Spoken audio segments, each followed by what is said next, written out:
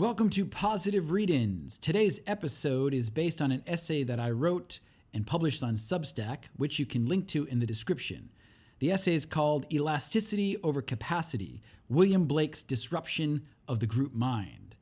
As the title indicates, the focus is on William Blake, the poet. You William Blake? Yes, I am. Do you know my poetry? But more specifically, it looks at Robert Gleckner's 1967 article called The Lamb, the Tiger, How Far with Blake. That essay is really an impassioned argument for teaching Blake at the high school level. And his argument is that high school students need to be shocked out of their complacent, unthinking consensus views, and that William Blake provides, quote, the poetry of intellectual shock that will do it. Before I get into this, though, I'd like to remind everyone that they can support this channel and discover new literature by getting a copy of Commuting. You can link to this in the description. You can also link to the Gymnasia Press website, where you can get the short story collection Comorbidities and the novel Non-Local. Please check them out. Thank you. Gleckner's article is an interesting one. It's highly readable, which I find to be the case with many of these academic articles that were published in the 60s. But it's unusual in that it brings about three kind of separate aims, though perhaps linked. One, it introduces readers to Blake, showing kind of two sides of Blake, the accessible and the less accessible, which is partly the point for why high school students should study Blake. It also argues that high school students should be studying Blake. And then it really implies, or oftentimes more than implies, a criticism of the institution of education and the problems with it. Gleckner sees literature, and specifically Blake, as an opportunity to disrupt the educational system, the educational institution, and thereby create, I guess, better future people in society, better adults that have wrestled with the ambiguities and the confusions of Blake. And I partly just gave it away. That's really the great thing that he sees in Blake, is that he causes confusion, and he thinks that education does not cause enough confusion and enough questions today. He starts this argument off by looking at the expectation that Blake's poetry challenges, which is the expectation of poetry being beautiful language. And Gleckner says that Blake is often not concerned with beauty at all, and he's often even ugly in his poetry. He cites Tiger as an example. Tiger is probably Blake's most famous poem. The first stanza begins with, "Tiger, tiger, burning bright in the forest of the night, what immortal hand or eye could frame thy fearful symmetry?" And as Gleckner says, this is kind of plain. There's nothing beautiful necessarily about that stanza and the rest of the poem. I think probably the most beautiful line in that stanza is "Forests of the Night." But even that line, that kind of sends the reader off to a dark place. It brings them to the danger of the forest and the tiger and these troubling circumstances of having a world that is supposedly created by an all-good creator, but that has also created evil, or at least danger within it. And those types of ambiguities create maybe what we could call a desirable confusion in the reader, to get them to think about the different sides of the human experience. Gleckner also quotes from what we could say is a less accessible Blake. This is coming from Blake's The Marriage of Heaven and Hell, and specifically the Proverbs of Hell within that section. He quotes a number of kind of shocking proverbs. I've included three here that I think are worth reading and talking about. Of course, they all are, but we can't look at all of them. So the first one is, "Prisons are built with stones of law. brothels with bricks of religion. The implication here is that the institutions oftentimes create, the institutions create the problems that they're trying to police.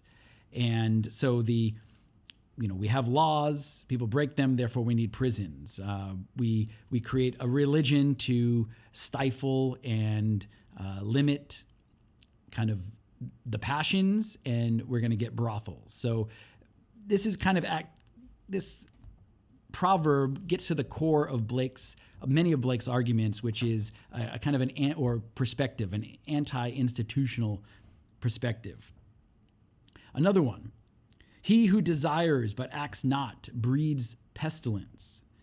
So this idea that if we do not act on our desires, we're going to create some kind of inner turmoil or problem. This is very Freudian, obviously long before Freud was with us.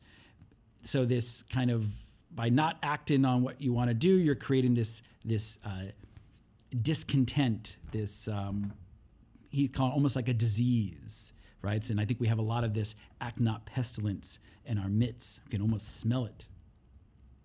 And then finally, sooner murder an infant in its cradle than nurse unacted desires. This is not an endorsement of murder of infants, but rather Blake is speaking symbolically, saying that cut out these little things that were started in these infants if you haven't acted on these desires that you feel you need to do. So in some ways, in many ways, Blake is a proponent for liberty and free expression, but at the same time, it can almost sound hedonistic and even dangerous. The modern educational prudes might ask, are kids, high school children, ready to read Blake? Is Blake age appropriate, as they say in the institution? At core, I think high school is about becoming an adult. I think becoming an adult used to be intimately linked to reading, and hopefully it will be again one day. So I think Blake's poetry is well placed in high school to challenge students with new concepts and conflicting concepts, and hopefully will help in that process of adulting. From Blake's perspective, he actually thinks that children were the ideal audience because they could imagine and understand in ways that the adult could not. Gleckner describes this as the child's inner eye has not yet been clouded over by the pall of convention. That's Gleckner's phrase, pall of convention. I quite like it. So this idea that as we become adults, we almost become blind by adapting these conventional views of things. We don't question. We lack imagination. This is the group mind, the group think that is inculcated through society, through socialization, through school systems that Gleckner thought Blake could challenge, and I think Blake certainly wanted to challenge these things. This concept of being able to see into, use your imagination to see kind of further and understand, this is also implies another important element of Blake's worldview, which is his metaphysics. Blake was a Christian, even though he did not champion or support institutional religion. He did think that humans were living post-fall. He believed in the biblical fall, and we were living in this imperfect, fallen world. So this is similar to like Plato's allegory of the cave, where we're in this imperfect world, but there's this other more perfect world that we can get to. Plato thought we can do it through thinking. Blake thought it took the imagination. And for this reason, he thought the imagination was so important and should be cultivated. And he also believed that if you weren't an artist, you weren't actually a true Christian, which is a pretty radical position to take, but it just shows you how important he thought imagination was to understanding the world and understanding kind of your metaphysical being. this fallen, unfallen world dichotomy implies another very important element of Blake's worldview, which were the contraries. Everything is made up of a duality of contraries, according to Blake. This is where the title, the marriage of heaven and hell, comes from, bringing up these two contraries together.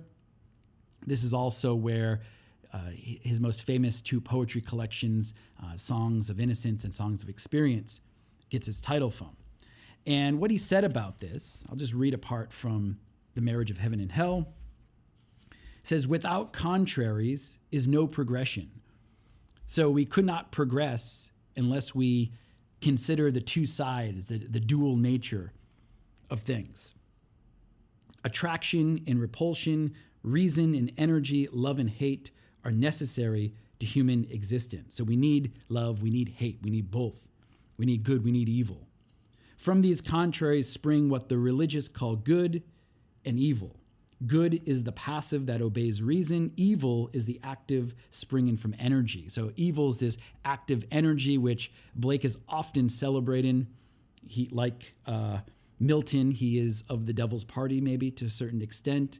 And he thought we needed to grapple with these. And I think this, again, brings us back to this good confusion that Blake can bring into the mind of the high school student to get them to think about the world in more than just kind of one direction and one way, but to think of kind of the whole story. Gleckner believes that the education system did not do that. He said the education system panders to capacity instead of trying to develop the mental elasticity, we're trying to just look at what is a child able to do, what's their capacity, instead of really trying to spark imagination and get them to stretch their mind in some significant way. In practice, this might look like grade level reading, certain types of reading for certain grades, assigning what is easily accessible to students, assuming that readers must see themselves in a work. I'm sure many people have heard this before. Maybe focusing on skills and thinking that skills are more important and more valuable than literature itself. So all of this is a pandering to capacity, according to Gleckner, and it was not good, and it puts us on the road to this group mind. I think another way to think of this kind of group mind formation is Eric Weinstein's phrase, the warfare for mind share. So we've got many institutions trying to fight for a share of the mind for the future human, future adults.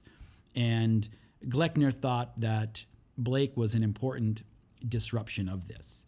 And Gleckner also makes, I think, a really nice observation here, or interesting perspective. He thought that much of the juvenile delinquency, the crime that he was seeing in the 1960s, from teenagers, young adults, this mindless violence, he thought was really what he called rebellion in a vacuum. So rebellion is necessary. We all want to rebel. We all need to. It's this natural inclination.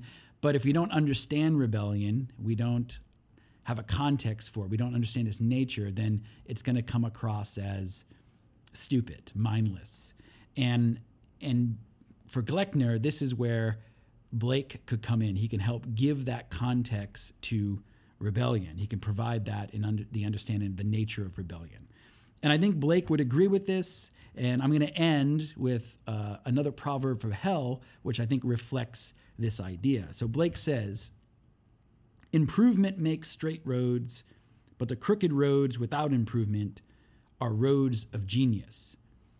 And I think for maybe far too long in many of our institutions, and certainly within education, we are overly concerned with the improvement of the straight road, and we're not really celebrating our crooked roads and the value that we can get from them.